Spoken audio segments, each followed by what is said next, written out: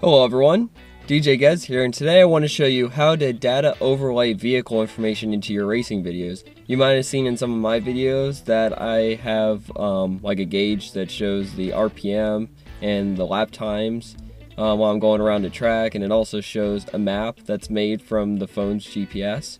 And to make this video easy, I'm going to break this down into 3 separate videos. I'm going to have one video that shows the real simple way to just use the Track Addict app and your phone to just make a video that has data overlaid information. I'm going to show another one where I have a GoPro hooked up and the app is going to control the GoPro. So you're going to get video from the GoPro and get the data information from the Track Addict app. And then the third video is going to be with multiple cameras, and they're not going to be controlled by the app, but I'll show you later on how you can take all of them and time them so that their videos match with the data overlaid video. To do this, you're going to need first a relatively newer smartphone. You're going to need an OBD Reader. I like to use the OBD Link LX. This was $50 on Amazon, and I'll have a link in the description. You'll need the Track Addict app that is free on the Google Play Store. And you'll have to go to the Track Addict website and get their what they call Race Render. That's the software that actually uploads the data information and your videos, and you can do your editing. Obviously, this only works for cars that are made in '96 and newer, since that's when they introduced OBD-II. I'll not be covering how to do OBD-I. Alright, to get started, what you want to do is you want to turn on your phone, and you want to turn on your Bluetooth for the OBD-II. You want to turn on your location, and then I'm going to hold there for a sec, and your OBD reader you put in your car. Luckily it's in a nice convenient spot for me on my car, and for now I'm just going to do auxiliary mode.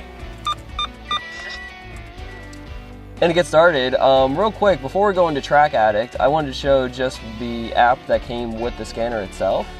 You open it up and you say connect.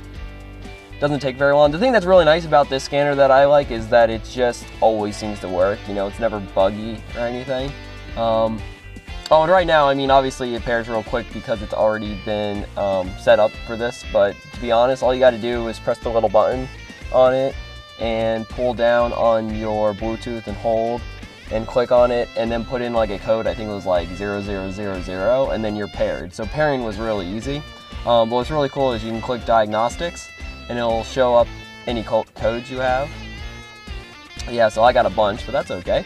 I can also go to dashboard, and you see it's already showing me a few things, but I can also turn the car on and it will show me like RPM and oil temperature and whatnot. And these are just the ones that I picked. If you go on here, I mean, there's like hundreds and hundreds of sensors. Basically anything the car knows about itself, you can look up on here, like even the voltage going to spark plug 1 and whatnot. But anyways, to get back to what we're trying to do, I'm going to go back to the Track Addict app, and you see it's going to be thinking down here. So the one here is OBD. That one takes like a quick second, but that's the one that gets mainly all the vehicle information. And then the other one is GPS, so that'll actually make the track segment.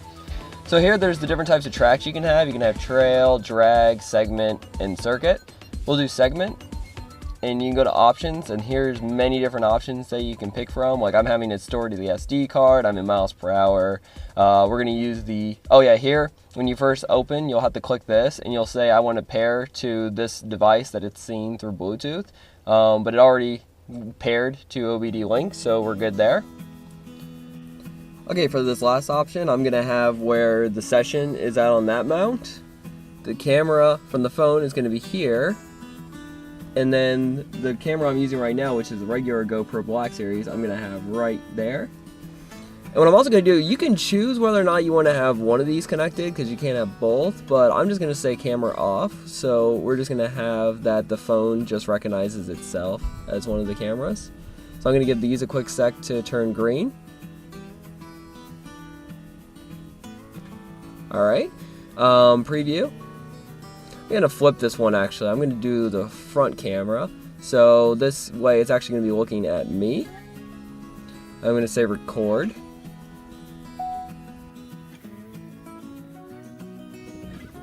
Now it says recording. Now what I'm going to do is I'm going to take this camera, I'm going to put it on the mount.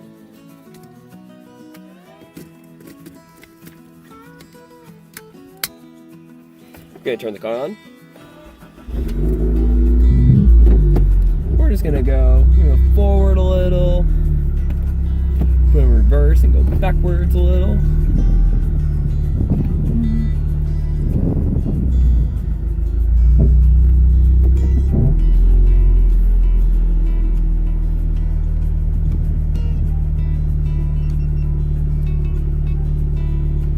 Tell you what, it helps to turn all the cameras on, so let's redo that. Okay, I'm gonna go forward again and backwards again. And again too, these mounts, the way I have them, I mean, they're all pointing like in weird places. What I often like to do is I'll have like one looking at me, or maybe one looking at me and my passenger, or maybe put one on the fender or in the back, one up front. I mean, you can do whatever you want there to change it up.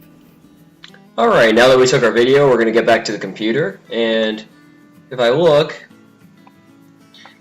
so the first one we're going to do is just off the phone, and so you don't have to do this step, but I wanted to show you, if you go to your Track Addict app, it'll show you the exact location of the files, and it's different for every phone, but what I'm going to be looking for right now is HP Track Addict files. And then here's all the different file types, and what we did was I did 3 videos again, and you can see based on the file name, these 4 documents go with that first video. And what you have here is you have a text document, you have a comma separated value document, which is the same as the text, but the thing that's really nice about this document is you can actually download the information to like Excel. And so you can make spreadsheets based on your data. There's the actual video itself, and then there's a TAD file. I don't know what the acronym stands for, but that's for, I guess it's Track Addict, but that's the Track Addict app document. And then you can see there's 4 for the other video and 4 for the other video. Alright, so now we're ready to actually make the video. What's going to be tricky about this one is, unlike the other ones, where, the first one we did, the phone camera was hooked up with the phone doing the data acquisition, so that was all synced up timing-wise.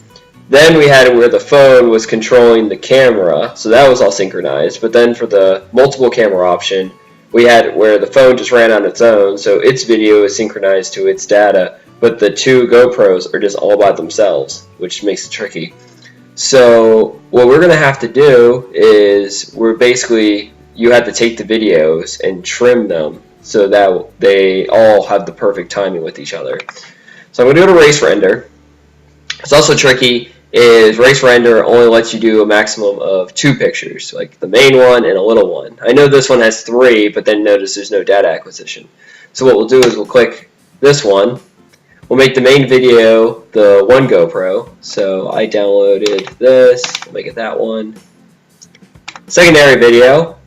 We'll not do the phone. I put the phone one under Track Addict. For this one, we'll just do the other GoPro.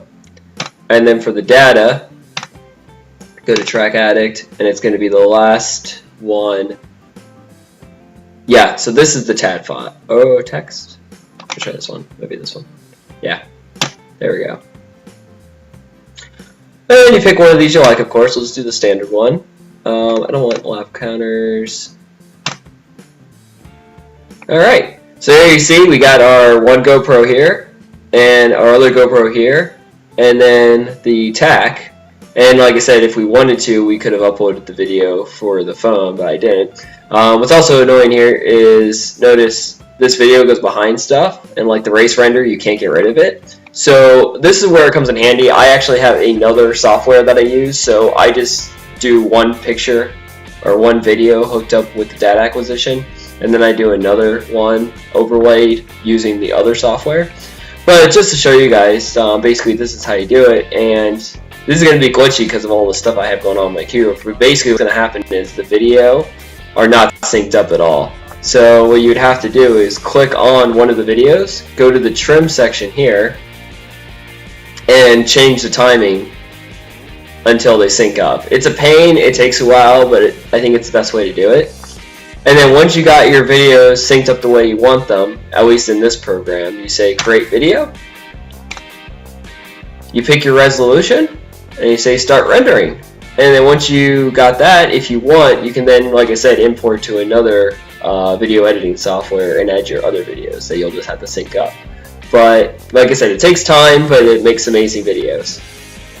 So that's how you download vehicle information into your videos. I hope this was really informative for some people. I went really fast because I didn't want this video to be too long, but if you have any questions, feel free to let me know in the comment section. If you like this content, please like and subscribe, and thank you so much for watching.